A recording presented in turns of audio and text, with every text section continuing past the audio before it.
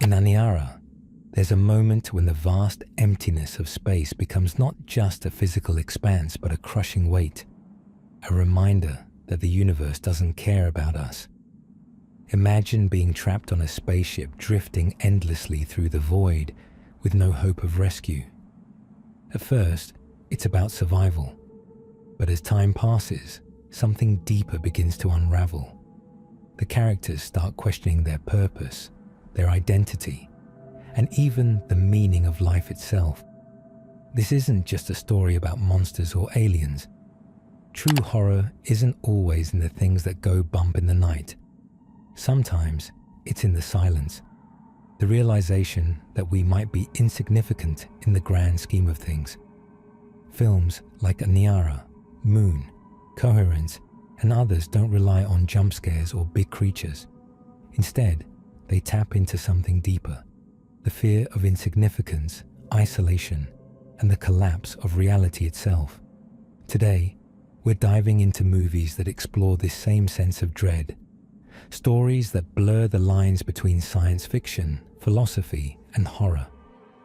These aren't just films, they're journeys into the darkest corners of existence. Join me as we explore how these masterpieces tap into our deepest fears. At first, Aniara feels like just another sci-fi film about space travel, a trip to Mars, a relocation for those escaping a dying Earth. But fate had other plans.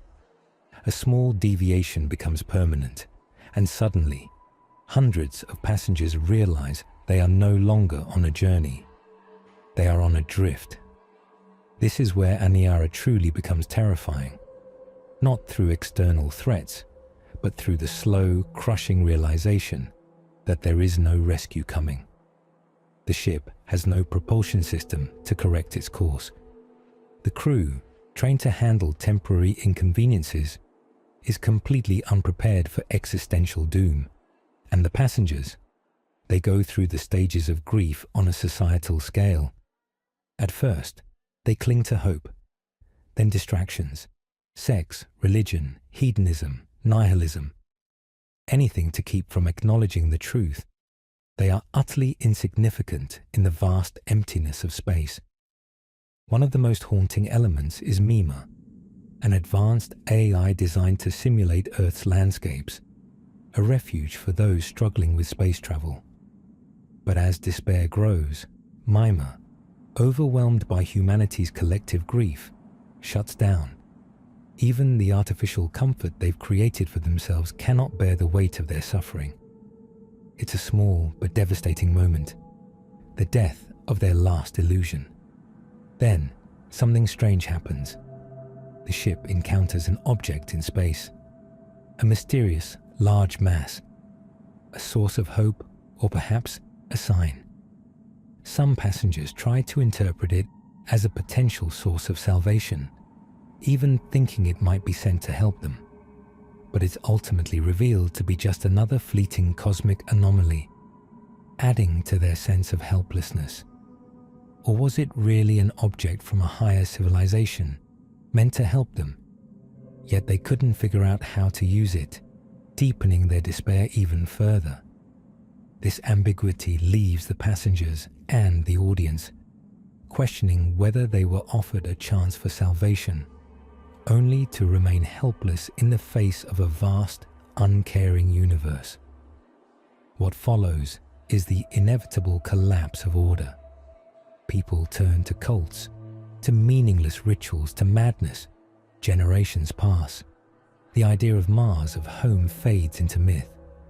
In the end, the ship remains, floating silently through the void, long after its last passengers have turned to dust. This is Aniara's horror.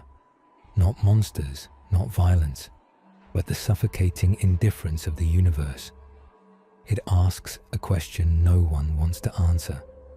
If the universe doesn't care about us, how do we find meaning? And what happens when we can't?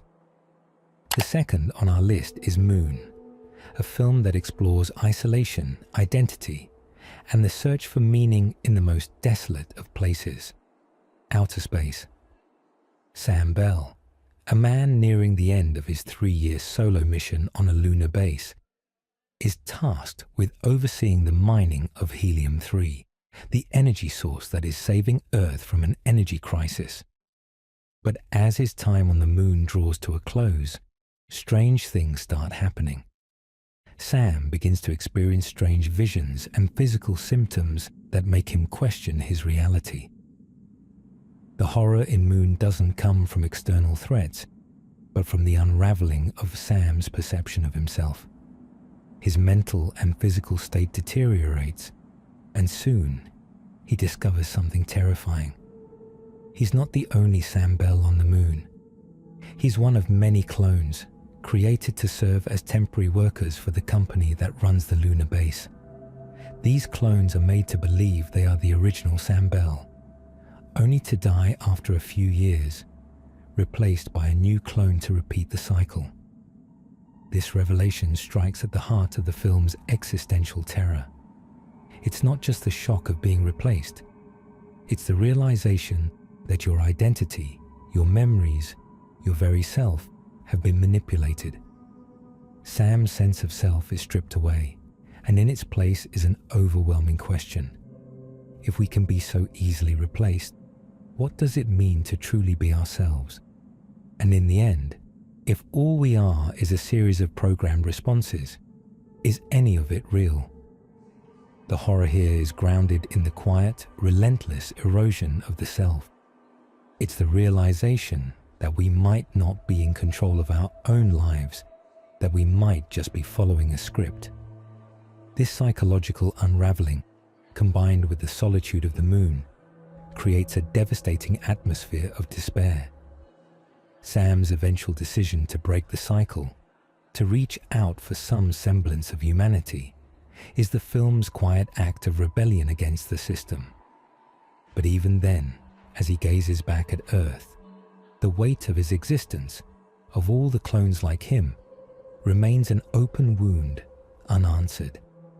In Moon, we are forced to confront the fragility of the self and the terrifying idea that our very identities might be expendable, making it not just a sci-fi film, but a haunting meditation on what it means to be truly human. The third film in our list is Possessor. Right off the bat, Possessor seems like a high-concept sci-fi thriller about people using technology to control others' bodies and perform assassinations. You'd think it's just a cool, bloody hitman movie, but the more you watch, the more it digs into something far more disturbing. Tasha, the main character, works for a company that specializes in this body hijacking technology. The process is simple enough. She takes over someone's mind, uses their body to kill a target, and then gets out. But here's the catch. The longer she spends in someone else's body, the more she starts to lose herself. It's like a mental sinking ship. Tasha starts to forget who she is, and the line between her and her victims starts to blur. And that's where the real horror kicks in. It's not just about the gore or the violence, it's about identity. Possessor makes you question the fragility of the mind and the terror of what happens when it fractures beyond repair. The film plays with the idea that we are more than just our physical form, that we're these fragile, unique identities. It's a slow, suffocating descent, where even the small moments of violence or confusion hit harder. In the end, Possessor isn't just a story about body-swapping assassins. It's about the horror of losing everything that makes you, you, and how terrifying that loss can be when there's no clear way back. The real question isn't just about who controls who. It's about whether you can even control yourself. The fourth film on our list is The Vanishing, a haunting, slow-burn thriller that stays with you long after the credits roll. At first, it seems like a simple mystery. A man, Rex, desperately searching for his girlfriend Saskia, who disappeared without a trace during a rest stop. As the years pass, his obsession with finding her consumes him. Meanwhile, the film shifts to the perspective of Raymond, the man responsible for Saskia's disappearance, showing his seemingly ordinary life that starkly contrasts with the dark secret he carries. But it's in the final act that The Vanishing reveals its true depth, leading us to one of the most unsettling and disturbing moments in cinematic history. Rex, now consumed by his need for answers, finally meets Raymond face to face. He offers Rex a chilling opportunity. To understand her fate fully, Rex must take a drink, the same drink that was given to Saskia. This drink, we learn, could very well lead to death, and it's not just a poison, but a means of bringing Rex into the same terrifying ordeal that his girlfriend endured. In that moment, Rex faces a choice: accept the drink, risking his life, or kill Raymond, never knowing what happened to Saskia. Even after all the torment and unanswered questions, Rex chooses the drink. This isn't just a reckless decision, it's a desperate, tragic moment of surrender.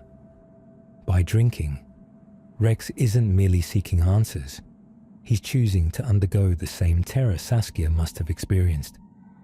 The movie plunges into the depths of human obsession and the lengths we'll go to in order to make sense of something so horrific. What makes the decision even more devastating is that, like Saskia, Rex doesn't know if this drink will kill him or simply put him in a similar situation as his girlfriend. But his need to know is too overwhelming. Despite all the warnings, he drinks.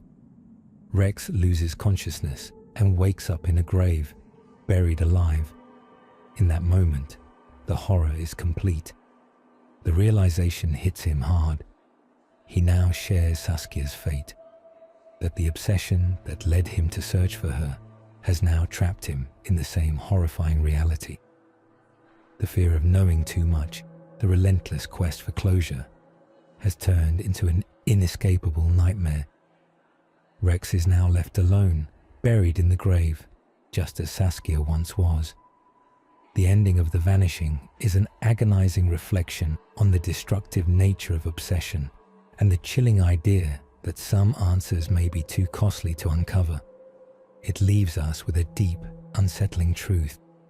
Sometimes, the pursuit of closure can lead us to a fate far worse than ignorance. The horror in this film isn't in the shock of discovery, but in the realization that the truth can be a prison, and we might not always be ready to face it. For our fifth and last film, The Man from Earth might not scream traditional horror, but it taps into something far more unsettling. The film follows John Oldman, a college professor, who suddenly announces that he's been alive for over 14,000 years. His colleagues, initially skeptical, soon become drawn into his story as he details how he's lived through major historical events, including being a part of religious history as Jesus Christ himself. But the true horror isn't in his story. It's in the devastation it causes when he shatters their understanding of reality and existence. As John's colleagues grapple with the impossible truth, their deeply ingrained beliefs are shattered. The horror isn't just in the idea that John has lived for millennia, but in the existential chaos that follows. One by one, they face the uncomfortable reality that everything they've ever believed in, their faith, their sense of purpose, might be a lie. By the end, John's immortality becomes a prison rather than a gift, leaving him isolated in a world that constantly changes around him while he stays the same. And the most tragic part? His own personal life is marked by loss, most painfully, the death of everyone around him, which John cannot escape. The knowledge that endless life means watching everyone you care about die over and over while you remain. In the end, the true horror of The Man from Earth isn't just about living forever. It's about what happens when you lose everything and everyone, and when the truth forces a complete collapse of everything you once held sacred. In The Man from Earth, The real terror lies not in the supernatural, but in the weight of a truth too heavy for the human mind. The destruction of belief, the loss of comfort in the things we thought we knew, and the haunting realization that sometimes, the deeper we search for meaning, the further we fall into emptiness. Thanks for watching. These films show us that the most terrifying things aren't always monsters or ghosts, but the quiet collapse of everything we hold dear.